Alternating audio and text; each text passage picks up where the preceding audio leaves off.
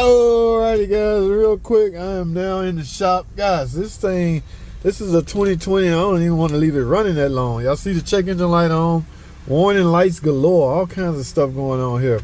This is a 2020, I think. Look at that, Jeep / truck. Yeah, this is a Gladiator, man. This is like one of the first Gladiators I've ever brought in the shop in the past 3 or 4 years. Okay, the last one I brought in was for some battery issues. This is the one I brag on. This is the vehicle I brag on when people ask me what is the most dependable, what Jeep that I think is the most dependable. I always yell out Jeep Gladiator simply because I hardly ever see these in the shop. Not just by me, by any other tech. Hardly ever. All right. Now, the reason this one is in is because, what is that, 82,000 miles? It was at another shop. So we don't see them at this shop. Maybe other shops working on them and screwing them up. Now, they screwed up. They messed up. From my understanding, they did a cooler. This is obviously a 3.6 Pentastar. And they jacked it all up, rigged it all up. I think it's 21 fault codes in here. Y'all saw the check engine light. I'll show y'all the fault codes when I get out here. But for the most part, my job is to find out what the hell they did wrong.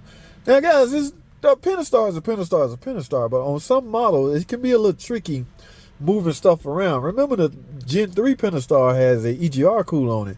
So all those attachments can easily confuse somebody that's not used to Gen 3. All right, Gen 1 and 2, they're fairly easy, but yeah, this thing got a Gen 3. This is a Gen 3 engine. Nice truck / yeah, these are nice. I love them. Most dependable vehicle that Jeep make. Rubicon. Jeep Gladiator. Alright, so what I'm going to do is get this hood up. I don't know if they towed this in or not. I think it was towed in. I want to show y'all something. Oh, we're going to look around at this thing together and try to get to the, yeah. Oh, man. The cover is missing. Oh, my goodness. I see attachments off. Hold on, guys. Let me climb up on my stairs. Oh, so I can get a closer look at what the hell. Now, all those fault codes could only be triggered by a sensor could be unplugged, but surely the knucklehead, look at this, all misrouted. It's not even on here. Oh my goodness, look. Oh, there's supposed to be a nut right there? Wait a minute. Something don't look right. Now, I've never done one on a Gladiator. Again, it's all about the vehicle and the attachment that's on that vehicle. Okay, so, but this is no different than a Wrangler. Yes, I've done Wranglers. I don't know. Well, anyway, my job is to find out what the hell they do. All right, let me hook my scan tool. Yeah, this is brand new. It's Mopar too. So the guy's pretty smart from that standpoint. He chose the correct cooler. He didn't get that Derman crap. Yeah, Derman. We don't do Derman. Maybe they don't do Derman either. Mopar, no car, baby. So the guy's pretty sharp from that aspect. As far as finishing the job, completing the job, yeah, he's not too bright. Look, ain't nothing hooked back up right. God, talk about not giving a damn about what you do. Look, freaking screws ain't even. It's just this dude didn't do nothing. It must have been his first one. When it's your first one, guys, this job look intimidating. Look, it's way down here, and you got to get. Yeah, it look intimidating. However, don't just half-ass do the job. If you don't want to do it, tell your boss, I don't feel comfortable doing it. Surely he can find somebody else to do it.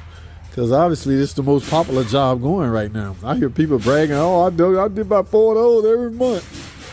All right, let's scan this damn thing and see what's going on. Let's get it. All right, guys, so here's my topology. Now, what I want to do is go up here, all DTCs. Let's click that and see every single, most of them in the PCM. That is definitely what would turn the check engine light on. Ooh. See, this looked like a particular sensor unplugged. One of them is active. The active one is the one you need to be concerned with. That goes to the state B. This obviously has a stop-start. Okay, a lot of this stuff is stored, but this car is running extremely bad. And it made it when stored once I turned it off and turned the key on. So here's what I'm going to do, or here's what we're trained to do. Erase them all and see what comes back from an active standpoint. But before I erase them, I want to do a vehicle scan report so I can have all of this on file as far as what code was set. All right, so I got that scan report recorded and saved. Now I'm gonna go to Aldi and we're gonna clear everything. I'm gonna start the car up and pay attention to what comes back. Okay, now nothing is active as we speak right now, so let's go start the car up. Uh-oh, push to start, guys. Alrighty, let's see what the hell came back.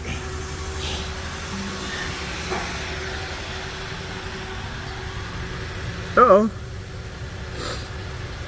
Injector core 3 secondary insufficient ionization. Alright, 2308. It's not an 8-cylinder. But it says injector core 3. So we're going to take a close look at that injector, guys. Injector number 3. Let's get it. Whoa, yes, it's got a misfire. Now injector 3. Alright, 3 is obviously where, guys? On bank 1, right? On the Pentastar, typical Dodge Chrysler engine, bank 1 is going to be, or cylinder 1 is going to be the cylinder closest to the front. Alright, if you look at these heads real closely, that's close to the front, which makes this bank 1. So over here you will have cylinder 1, 2, no, 1, 3, and 5, 2, 4, and 6. We're interested in cylinder 3, and we want to look at that injector. Ladies and gentlemen, from the look of it, looks like it's on there.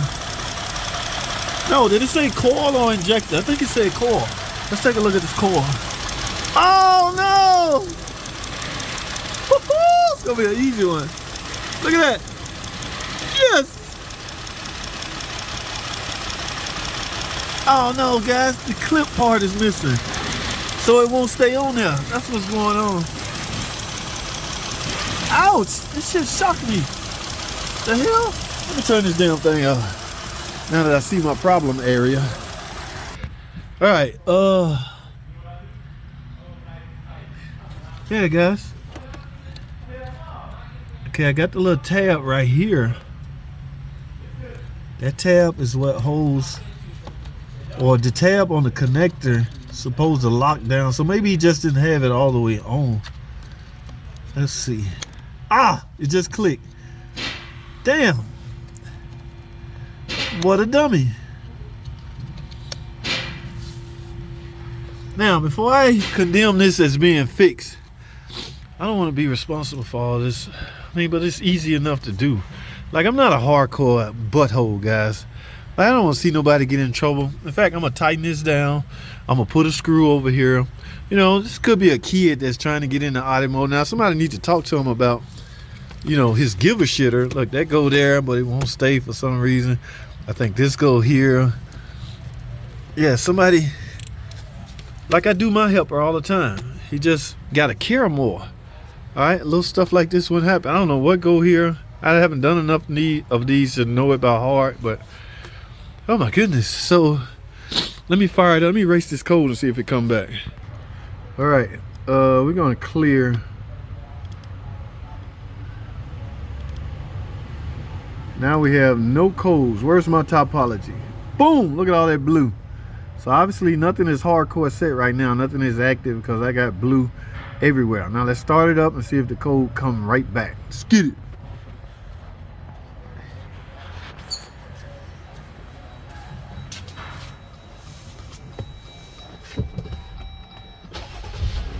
Ooh, even running smoother. Well, naturally so, JT. Damn injector was unplugged. Whoa, y'all see what I see? Ta-da! Absolutely nothing. Easiest fix of all mankind. Guys, all the guy had to do was take a little pride in his work. All he had to do was go test drive it. I wouldn't have never even delivered that car to the customer. Now, the only exception I can think of is that he pushed it down, it didn't click, and over time, the connector vibrated its way off because it wasn't clicked on. Okay, so other than that, I can't cut the guy no slack. I'm hoping that was the only thing, his only excuse. I pushed them all on and it just didn't click. That's an honest mistake. Okay, again, I'm not here to dog out anybody, especially a new guy. So this thing running so much better.